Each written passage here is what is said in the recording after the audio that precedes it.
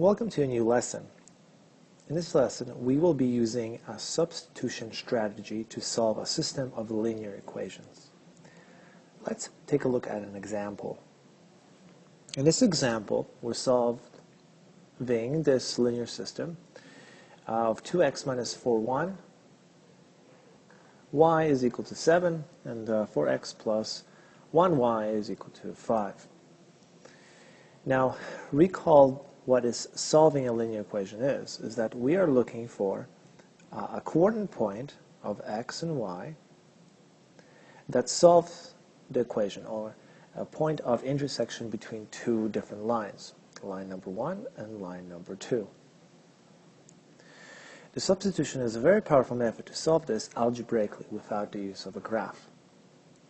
The first thing, we should always look at the coefficients or the numbers in front of the variables.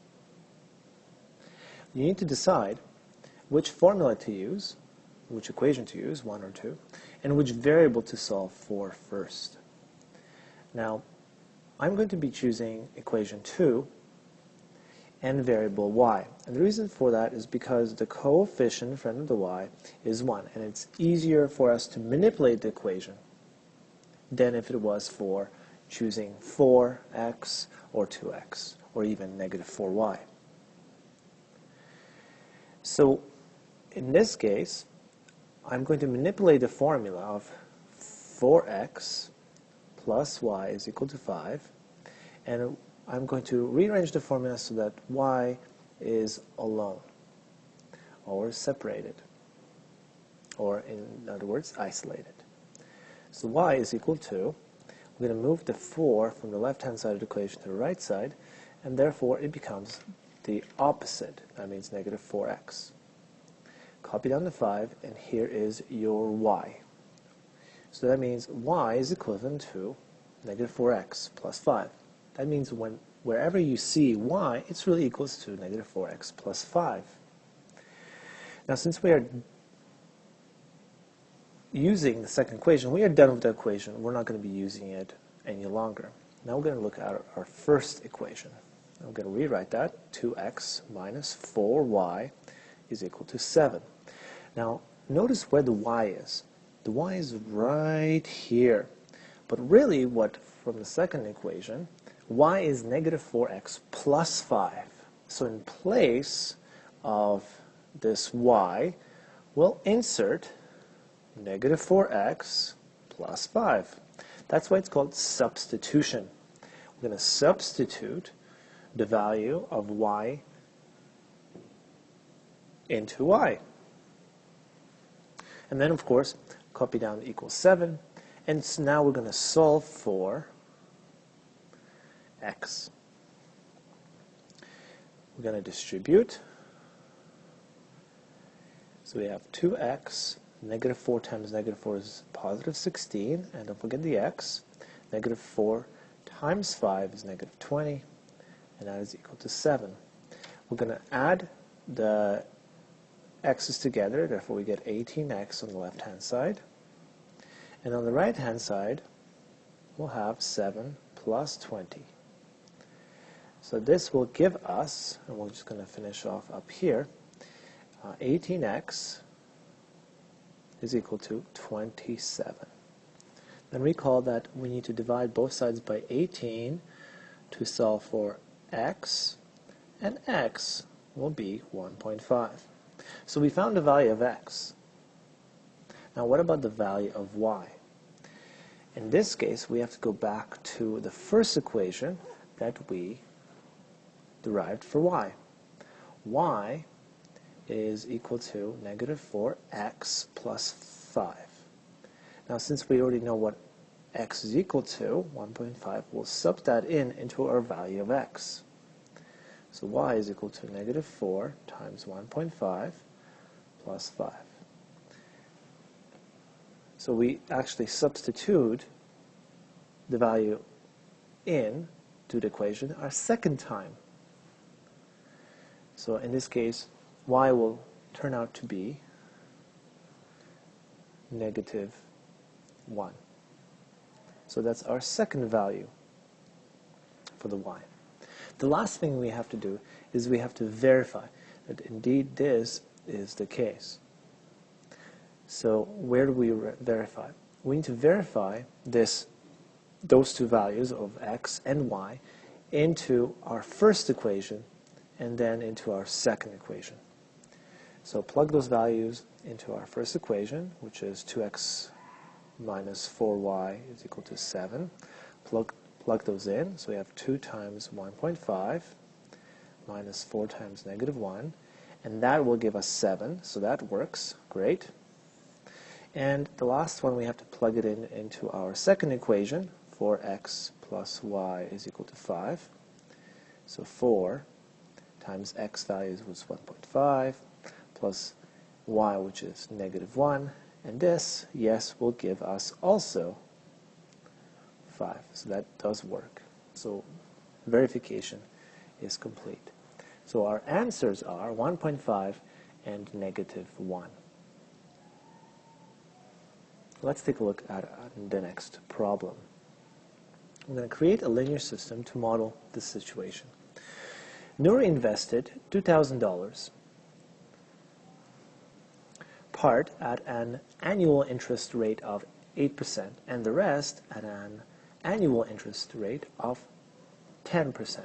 After 1 year, the total interest was $190. Solve this problem. And how much money did Nouri invest at each rate? So there are two things invested. One at 8% and one at 10%.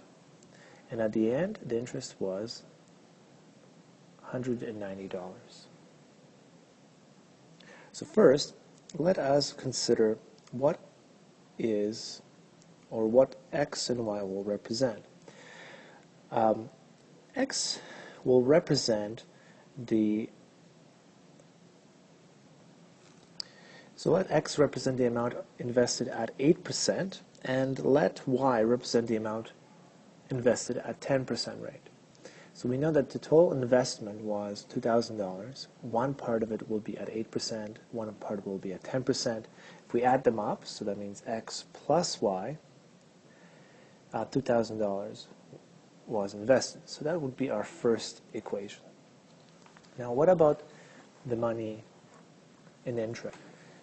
Before we set up the second equation, let's recall what interest is. Interest is the money invested, so in this case would be 2,000, and times the interest rate, let's say it's 8%, over 100. In other words, we could rewrite it as 2,000 times 0.08. And that would be the interest earned just on an 8% investment over a year. Since there are two investments, one at 8% and one at 10%, and we do not know how much money we are investing on each of those investments, we'll use the x and y variables to help us come up with the second equation. So what's the second equation? We do not know the money invested in the 8% interest rate. So that's going to be X amount of money invested. But we know the rate. The rate is 8% or 0.08. It's going to be 8% of X. And the second investment is, we don't know exactly how much money we invest, it's Y. But we know the rate of return is 10% or 0.10. And we also know from the question that the total amount of interest that Nouri will receive is $190. So this is how we come up with the second equation. Now what we're going to do is we are going to solve for x and y. We need to find out how much money is invested in each of the interest investments. So I just rewrote the equations and got rid of everything else because we're going to focus on the solution of the question. Again, you should be looking at the coefficients of the variables. and we have to set up either the x and the y first. So if you take a look at the second equation, notice that the coefficients are 0.10 and 0.08. Those are very difficult to work with because then we would have to divide both sides of the equation by that coefficient. Now if you look at this first equation, notice the coefficients are pretty straightforward. They're just ones. If there were 2's or 3's, it would still be easier to manipulate than the fractions that we see in the second equation. Now it's your choice for the first equation whether to solve for x or to y. It doesn't really matter. But since we solved for y initially in the first problem, then let's just do for the x in this one. So I'm going to rewrite this equation, x plus y equals 2,000, and we're going to manipulate the formula so that we have x separated on one side. I'm going to subtract negative y from both sides of the equation, or just move the y to the other side of the equation by flipping the sign. We get x on the left-hand side, and on the right-hand side we'll get 2,000 minus y. Now it doesn't matter whether you have negative y plus 2,000 or 2,000 minus y, it is the same thing. Now, so that we finished with the first equation. Now we have to take that value of x and plug it into the second equation. So let's rewrite the second equation. X plus 0.10y is equal to 190. And now let's plug in the value of x of 2,000 minus y into where you see the x in that equation. That means we have 0.08 times 2,000 minus y plus 0.10y equals 190. Now we just plugged in, we substituted the value of x for 2,000 and minus y. That's probably the most difficult part to see. And we have to now solve by expanding. I'm going to keep on working on this problem up right here. So 0.08 times 2,000 is 160, and then 0.08 times negative y is negative 0.08y. We're going to rewrite 0.10y and then rewrite the 190. Now we're going to combine like terms. Notice the y's, we're going to add them. We have 160 on the left-hand side, negative 0.08y plus 0.10y is positive 0.02y, and that's equal to 190. Now I'm going to subtract 160 from both sides of the equation to isolate for the y. So we have 0.02y on the left-hand side and 190 minus 160 on the right-hand side, and that's 30 if we subtract. And then the last part, we have to divide 0.02 by both sides of the equation to get rid of this number in front of the y, and therefore y turns out to be $1,500. So we found y. What about the x value? Well, if you look at your first equation, x plus y is equal to 2,000. And we already have the value of y. We're going to substitute that value of y of 1,500 into your first equation. We notice that x will equal to 500, because 500 plus 1,500 is 2,000. So here are possible values, 1,500 and 500. The last thing we need to do is verify this actually works. These values work in our equations. Now they automatically work in our first equation because we solved it, we plugged it in, we found the value of x. But it does not necessarily work in the second equation. So I'm just going to erase a little bit of work to plug it in back into the second equation. So I'm going to rewrite the second equation. I'm going to plug in the values of x and y into this equation. So we get 0.08 times x, which is 500, plus 0.10y. Oh, don't forget that y really is 1,500.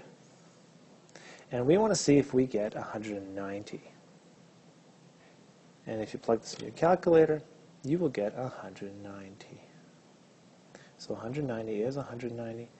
So the answers is that the first investment of X is going to be $500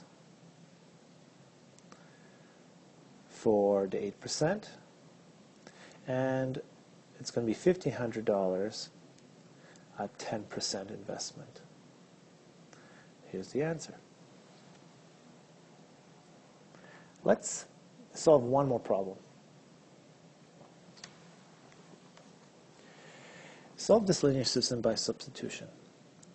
Now, this problem is a little bit tricky. It's tricky because it has fractions. And because it has fractions, fractions are very difficult to deal with. So what needs to be done is that we need to get rid of those fractions. And how do we get rid of it? We can't just throw them out. We have to change the entire equation so that these fractions are eliminated. And the way that to eliminate these fractions is to find what is called lowest common multiple, or common denominator, of 2 and 3, and 4 and 3. Usually a good rule of thumb is just to multiply these values, and that will give us a common denominator. In the first equation, because this is our first equation, this is our second equation, the common denominator is 6, and in the second equation the common denominator is 12. So what are we going to do with the 6 and the 12? We're going to multiply each and every term in the first equation by this lowest denominator, which is 6. We're going to multiply them like that. See what happens. 6 divided by 2, or 6 times 1 then divided by 2, is 3. 3x. 2 times 6 is 12, and 12 divided by 3 is 4. Or in other words, 6 divided by 3 is 2, and 2 times 2 is 4. And don't forget the y. And negative 1 times 6 is just negative 6. Ta-da! Notice that all the fractions now are gone, and the equation looks different, but it really is the exact same line. So we have a brand new equation for us. We do the same thing with the second equation, but now our focus is the 12. We're going to multiply everything by 12. I'm going to rewrite the equation, y is equal to 1/4 x minus 5/3, and we're going to multiply each and every term by 12.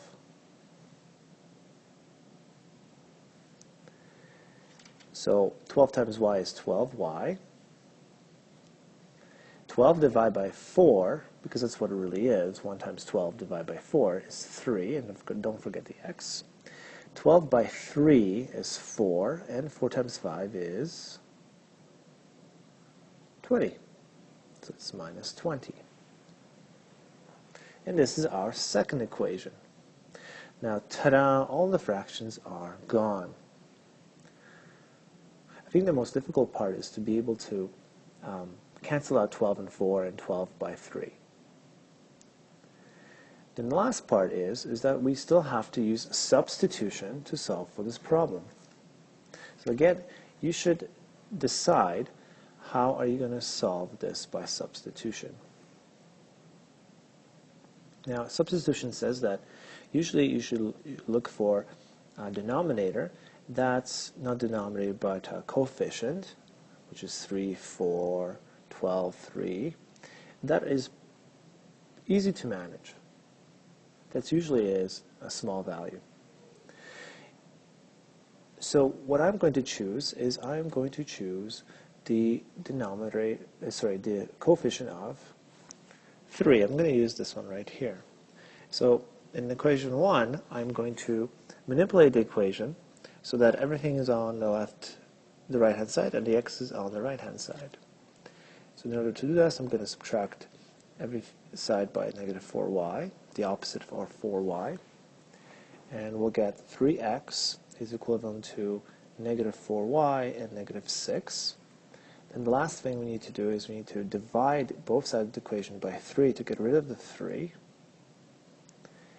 And therefore x is equivalent to negative 4y over 3, and negative 6 divided by 3 is negative 2. So here is the x value. Now what we're going to do is we're going to sub that value in for the x into our second equation. So exactly where the x is. So we have 12y is equal to 3, and open up a bracket, always a bracket, and we'll have 4y over 3 minus 2. And recopy minus 20. Make sure you're copying each and every coefficient downwards. So we just substitute that in. Now in order to solve for this, we have one equation and one unknown, which is in this case the y. We're going to again distribute the 3 into the brackets. So we have 12y on the left hand side. Now 3 times negative 4 is negative 12, and negative 12 over 3 is negative 4. Or in other words, you can just divide 3 by 3, which is 1, and 1 times negative 4 is negative 4. And don't forget the y. 3 times negative 2 is negative 6. And don't forget then minus 20. We're still solving for y. So we need to move the y to the left-hand side of the equation, or the right side, it's up to you, as long as we're still isolating for the y. So I'm going to subtract 4y, add 4y to both sides of the equation. And on the left side, 12 plus 4 is 16. And don't forget the y. On the right-hand side, we have negative 6 minus 20 is negative 26. The last part is that we need to divide both sides by 16. So y will equal negative 26 over 16, and we could reduce it by dividing by 2 both the top and bottom, and we'll get as negative 13 over 8. So here is our first value. Since now we have the value of y, we need to go back and solve for x. So now we can sub that value into any of our equations. And I'm going to solve it into our first equation. So now we have 3x plus 4. Now the y value is negative 13 over 8. And that is equal to negative 6. So we're going to solve for the x. So we have 3x, and we're going to expand the 4 by multiplying the negative 13 over 8. Now 4 over 8 is 2. So in other words, we'll have negative 13 over 2 is equal to negative 6. Now in this case, we can just use your calculator, and 13 divided by 2 is 6.5. So we have 3x minus 6.5, which is equal to negative 6. We're going to continue on, and we're going to solve for the x value.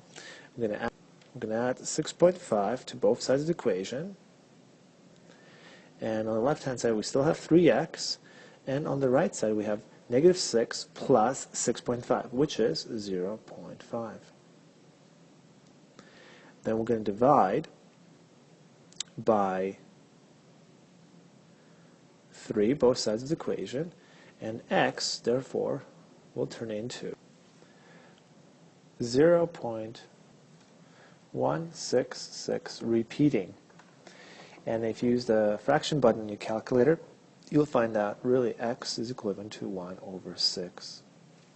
So here is the value of x and y. The last thing we need to do is we need to verify. We need to verify that this indeed are the right answers.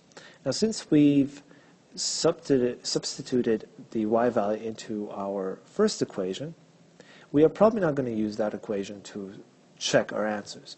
What we'll do is we will use the second equation to check our answers. And the second equation was 12y is equal to 3x minus 20. So I'm going to erase everything else and leave that to see if we get the correct answer. So I'm going to plug in the value of y, which is negative 13/8, and the value of x, which is a 6, minus 20, to see if indeed they're the same. And we just now plug this in your calculator to see if you get the same value. On the left-hand side, we will get 19.5, and on the right side, we'll also get 19.5, negative 9.5. Therefore, they're equal. Therefore, it does work. That's why x is equal to 1/6, and y is equal to negative 13/8.